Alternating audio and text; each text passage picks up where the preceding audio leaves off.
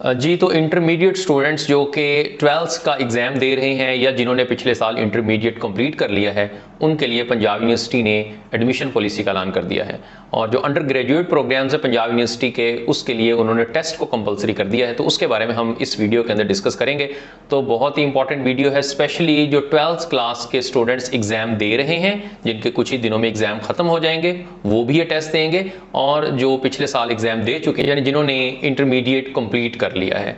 अब हम बात करेंगे, जो पंजाब यूनिवर्सिटी है वो पाकिस्तान में उसकी रैंकिंग जो है वो तीसरे नंबर पे है, यानी कि आगा खान और लम्स के बाद तीसरा नंबर जो रैंकिंग में वो पंजाब यूनिवर्सिटी का आता है। तो एक बेहतरीन यूनिवर्सिटी है जिसमें बहुत से प्रोग्राम्स हैं और आप किसी में भी जो आपकी फील्ड है उसमें एडमिशन लेकर अपनी स्टडीज़ को परसू कर सकते हैं। और अगर हम एशिया की बात करें तो एशिया में इसकी जो रैंकिंग है टॉप यूनिवर्सिटी की, तो इसका नंबर पहली 500 जो टॉप यूनिवर्सिटीज़ हैं एशिया की उसके अंदर आता है। और अगर हम वर्ल्ड रैंकिंग की बात करें तो टॉप 1000 यूनिवर्सिटीज़ के अंदर पंजाब यूनिवर्सिटी लाहौर जो है उसका नंबर आता है। तो इस हवाले से एक बेहतरीन यूनिवर्सिटी जिसमें आप एडमिशन ले सकते हैं। अब एडमिशन टेस्ट किस तरह का होगा, उसमें कौन कौन से सब्जेक्ट्स में से क्वेश्चंस आएंगे और क्वेश्चंस किस तरह के होंगे, इसमें हम डिटेल में बात करेंगे। तो गौर से इसको देखें, मैं डिटेल में बताऊंगा कि टेस्ट जो है उसमें आपने तैयारी किन किन सब्जेक्ट्स की करनी है।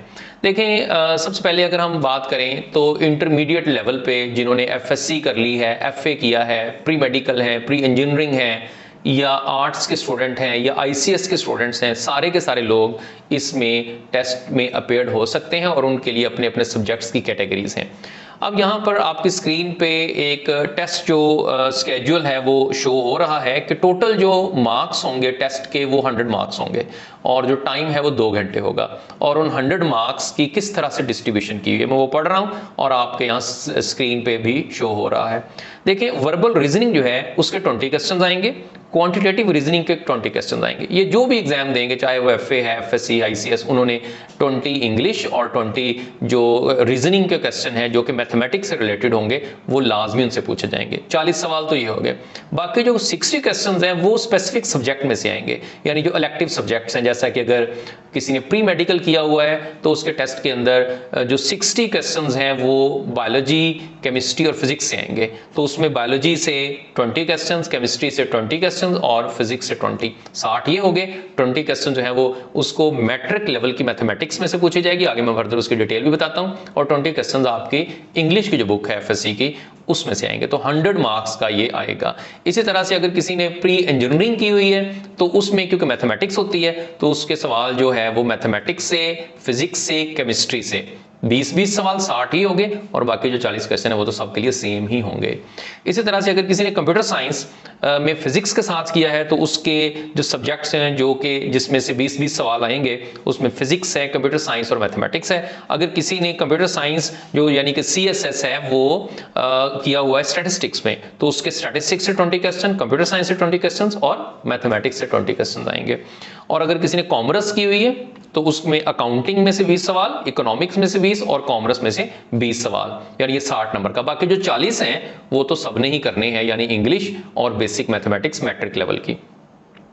और जिसने आर्ट्स में किया हुआ है उसके अंदर जो पेयर बन रहा है वो ये है कि इस्लामिक स्टडी, एथिक्स में से 20 सवाल, पाकिस्तान स्टडीज में से और जनरल नॉलेज में से।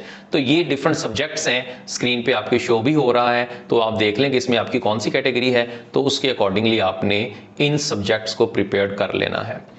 अब इसके बाद अगर मैं थोड़ा सा यहाँ गाइड कर दूं कि जो वर्बल रीजनिंग के 20 सवाल आने हैं जो कि आपकी जो इंटरमीडिएट की इंग्लिश है उसमें से आने हैं और उसकी मैं कैटेगरीज भी बताता हूं।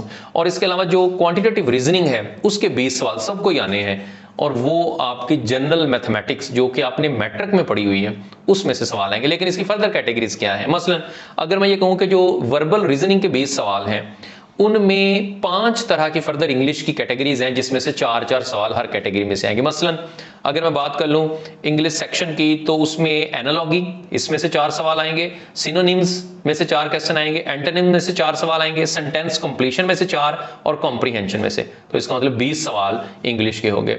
और उसके बाद जो दूसरा क्वांटिटेटिव रीजनिंग है यानी जो बेसिक मैथमेटिक्स मैट्रिक लेवल की है उसमें से जो 20 सवाल आते हैं उनकी भी फर्दर सब डिवीजन है। 4-4 सवाल कैसे आएंगे उसमें आप देखें कि अरिथमेटिक में से 4 सवाल आएंगे, अलजेब्रा में से 4 सवाल आएंगे, ज्योमेट्री, इक्वेशन 4 इनमें से आएंगे और सिनेरियो बेस्ड मेंटल मैथमेटिक्स 4 इसमें से आएंगे।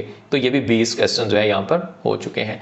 तो ये वो पैटर्न है जो कि 100 क्वेश्चंस का है और हर एक जो कैटेगरी है या हर एक जो सब्जेक्ट है उनके लिए 40 सवाल कॉमन होंगे और बाकी 60 जो है वो अपने अपने सब्जेक्ट्स में से होंगे।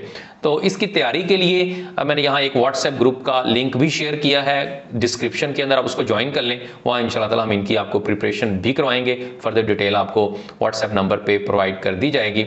अब इसके बाद इसका जो लास्ट डेट है उसका भी अपने ख्याल रखना है। अभी आपके एग्जाम्स चल रहे हैं और कुछ ही दिन में आपके एग्जाम्स खत्म हो जाने हैं। जो कि फ्रेश स्टूडेंट्स हैं और जिन्होंने एग्जाम पहले पास किया हुआ है वो भी अप्लाई कर सकते हैं, और जो एग्जाम्स दे रहे हैं वो भी इसमें अप्लाई कर सकते हैं। जरूरी इसके लिए रिजल्ट जो है वो जरूरी नहीं है।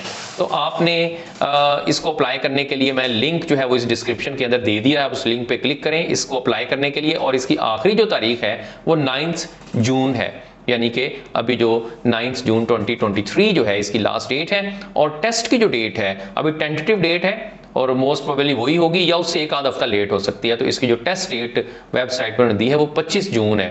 25 जून हो सकती है या कोई एक हफ्ते का इसमें डिफरेंस आ सकता है, यानी एक हफ्ता मजीद आगे भी जा सकती है। तो आपने इस तरह से इसको देखना। और बड़ा इंपॉर्टेंट है कि आप ये टेस्ट में अपेयर लाजमी हो, चाहे आप MCAT की प्रिपरेशन कर रहे हैं या आप किसी और सब्जेक्ट या किसी और यूनिवर्सिटी के लिए प्रिपेयर्ड हो रहे हैं, तो ये टेस्ट लाजमी दें, क्योंकि बहुत से डिपार्टमेंट्स हैं पंजाब यूनिवर्सिटी के अंदर और बहुत अच्छे डिपार्टमेंट्स हैं। वहाँ आप BS लेवल की स्टडीज़ कर सकते हैं, फिर उसके बाद अपनी हायर स्टडीज़ को भी परसू कर सकते हैं। कुछ चीज़ें जो यहाँ बहुत इंपॉर्टेंट हैं वो आपने देखना है कि अगर आपने पंजाब यूनिवर्सिटी में इंजीनियरिंग में अप्लाई करना है, स्पेशली जो है हमारे पास ऐसे स्टूडेंट्स जिन्होंने मैथमेटिक्स पढ़ी है FSC के अंदर, तो इंजीनियरिंग के लिए टेस्ट जो है वो आप नहीं देंगे। उसके लिए जो टेस्ट आपका वहाँ मांगा गया है वो ECAT का या NUST का जो आपने टेस्ट दिया है या फर्दर देंगे तो वो टेस्ट जो है वो उसमें एप्लीकेबल होगा, ये वाला टेस्ट नहीं होगा। इसके अलावा जो लॉ में अप्लाई कर रहे हैं तो लॉ के लिए ये वाला टेस्ट और इसके साथ पंजाब यूनिवर्सिटी का एक जो टेस्ट है LAT वो अपने तौर पे वो कंडक्ट करेंगे। लेकिन इन 2 डिपार्टमेंट्स के अलावा बाकी सब के अंदर जो टेस्ट है वो आपको मैंने डिटेल्स बता दी हैं, उसकी आप अपनी अपनी तैयारी जो है वो मुकम्मल कर लें। Thank you so much. अल्लाह हाफिज़।